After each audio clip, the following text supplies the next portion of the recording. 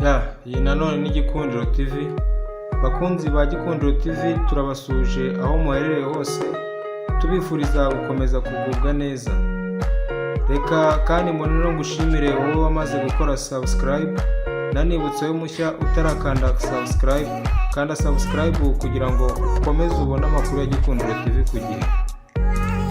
Nkuko mubimenyereye ko Gikundiro TV ibagezaho ibiganiro byiza kandi byubaka, ni nayo mpamvu uyu munsi twifuje kubaganiriza ku ngingo zirindwi z'ibanze wakwitaho mbere y'uko witwa umubyeyi cyangwa mbere y'uko ushaka. Ariko mbere y'uko twinjira mu kiganiro nyirizina, hari amazina abiri mbere na mbere tugomba gusobanukirwa, ariyo umugabo ndetse n'umubyeyi. Ushobora kwitwa umugabo uri ingaragu bitewe n'ibikorwa. Kandi ushobora kwitwa umugabo uri n'umubyeyi wubatse, ariko nta mubyeyi w'ingaragu ubaho. Niyo mpamvu izina umubyeyi ari izina rikomeye cyane, rigira amahame rigenderaho ndetse n'inshingano zikomeye cyane. Twihuse cyane, reka tujye ku ngingo ya mbere wakwitaho mbere y'uko witwa umubyeyi cyangwa washinga urugo. Kuba witeguye kuba umubyeyi, cyangwa se ibyo bita mu Gifaransa être préparé mentalement et physiquement. Kuri iyi ngingo ya mbere icyo bishatse kuvuga, ese wowe wifuza kuba umubyeyi uriteguye? Ese witeguye kugira byinshi uhindura, haba mu bikorwa ndetse no mu mitekerereze? Ibyo guhindura ni byinshi, babisobanuye bifashishije ingero nk'ubusinzi, gusesagura ndetse n'ibindi. Bagarutse kandi ku ngeso mbi zirimo kwikinisha, bishobora gutuma ubura urubyaro kandi wowe witeguye kuba umubyeyi. Kandi bagarutse ku biyobyabwenge bishobora gutuma umubyeyi akuramo inda kandi nawe yari yiteguye kuba umubyeyi. Twakomereje ku ngingo ya kabiri, gutegereza kugeza ubonye ibisabwa mu buryo bw'amafaranga cyangwa bw'ibikoresho, aribyo bita mu Gifaransa attendre jusqu'à disposer d'un minimum de ressources financières et matérielles.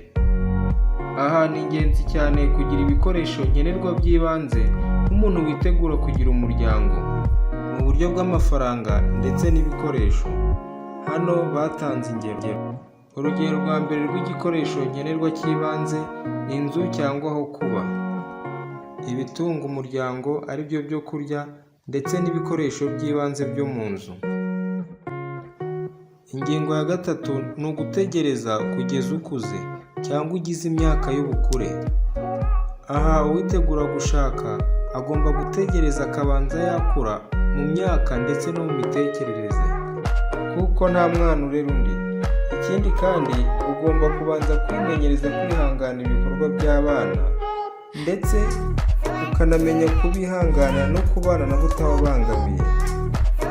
Tugeze ku ngingo ya kane, ariyo kumenya cyangwa gukurikiza amategeko ndangamimerere, aribyo bita mu Gifaransa se mettre en jour ce qui concerne les lois civiles et sociales.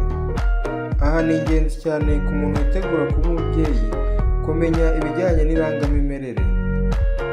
Ku bijyanye n'irangamimerere, reka tubisobanure dukoresheje ingero. Urugero rwa mbere ni ukwandikisha umwana wavutse kandi bigakorerwa igihe. Urugero rwa kabiri, ku bana byemewe n'amategeko. Urugero rwa gatatu ni ugutangiza abana ishuri ndetse no kubishyurira ubwisungane mu kwivuza. Ngizo ingero zijyanye n'irangamimerere. Reka tujye ku ngingo ya gatanu, ariyo kwitegura kwitangira umuryango bibaye ngombwa. Ku ngingo ya gatanu, iyo wubatse urugo cyangwa umuryango, uharanira iterambere ryawo gusa kandi ukawurinda icyawuhungabanya. Ibi kandi ukabikora nk'inshingano kuruta ibindi byose. Kandi batanze urugero, ushobora kuburara ariko abana bakarya. Ushobora kwiga mu byo wakundaga ukabiharira umuryango. Reka dukomeze ku ngingo ya gatandatu, ariyo kubaha abana. Ku ngingo ya gatandatu, ntibyumvikana neza kuri benshi ukuntu umubyeyi yubaha umwana yibyariye, ariko nanone byumvikane neza ko Niyo uteze umwana amatwi ukumva ibitekerezo bye, burya uba umwubashye. Uburyo bwa kabiri bwo kubaha umwana ni ukutamukoresha imirimo y'ingufu. Aha kandi niyo ababyeyi babanye neza nta makimbirane, burya baba bubashye abana. Kutavuga amagambo y'urukozasoni imbere yabo uri umubyeyi, ndetse no kutabashora mu ngeso mbi z'uburayi. Aha batanze urugero filime z'urukozasoni. Bakunzi ba Gikundiro TV, reka dukomereze ku ngingo ya 7 ari nayo ya nyuma yo kwigisha abana indangagaciro, bita mu Gifaransa transmettre aux enfants des valeurs. Kuri iyi ngingo ya 7 yo kwigisha abana indangagaciro, ibi bizabafasha mu buzima bwa buri munsi ndetse no mu gihe utakiriho. Dore ingero z'indangagaciro ugomba kwigisha abana bawe: gukunda umurimo, kwiyubaha no kubaha abandi, kwirinda guhemuka, gufashanya ndetse n'urukundo. Bakunzi ba Gikundiro TV, ngizo ingingo 7 twaganiriyeho uyu munsi wakwitaho mbere y'uko ugira inshingano zo kwitwa umubyeyi. Izi ngingo kandi ni ingenzi cyane kuko zizagufasha mu kumenya inshingano zawe ndetse no kwihangana, kuko kurera ntabwo byoroshye. Reka mbashimire mwe mwabanye natwe muri iki kiganiro. Muri abantu b'agaciro hano kuri Gikundiro TV. Reka kandi mbonereho nshimire wowe wamaze gukora subscribe, nanibutsa yo mushya utarakanda subscribe, kanda subscribe kugira ngo ukurikire amakuru ya Gikundiro TV ku gihe. Turabakunda, ciao ciao.